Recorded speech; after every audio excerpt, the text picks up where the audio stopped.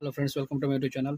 তাহলে tan theta plus cot theta by tan theta minus cot theta একটা trigonometric একটা series চালানো হচ্ছে, যেখানে শর্টকাট এখানে সাইন থিটা চেয়েছি। তাহলে এখানে তুমি বেসিক্যালি কী কিছু করা হবে না, এখানে তোমরা অ্যাপ্লাই করতে হবে যে এই দুটোকে আমি কম্পোনেন্ট ডিফারেন্ট যদি অ্যাপ্লাই করে দিই, তাহলে আমরা জানি যে এটা উপরে গিয়ে অ্যাড হয়ে যাবে আর এটা নিচে মাইনাস হয়ে যাবে। তাহলে এটা 2 tan theta by 2 cot theta, এটা হয়ে যাবে 3/1, এই 2 কেটে যাবে। তাহলে আলটিমেটলি এটা ট্যান থিটা কট থিটাকে লিখতে পারি 1/tan থিটা, তাহলে এটা উপরে হয়ে যাবে tan স্কোয়ার থিটা সমান সমান 3। তাহলে ট্যান থিটা সমান সমান কত হয়ে যাবে? √3 হয়ে যাবে। এবার জিনিসটা এখানে বোঝো যে তোমাকে যদি ট্যান থিটা সমান 30 হয়, √3 হয়, তাহলে তুমি জানো যে থিটা সমান সমান 60 ডিগ্রি হবে। তাহলে শুধু 60 এখানে বসিয়ে দাও, তাহলে সাইন 60 কত হবে?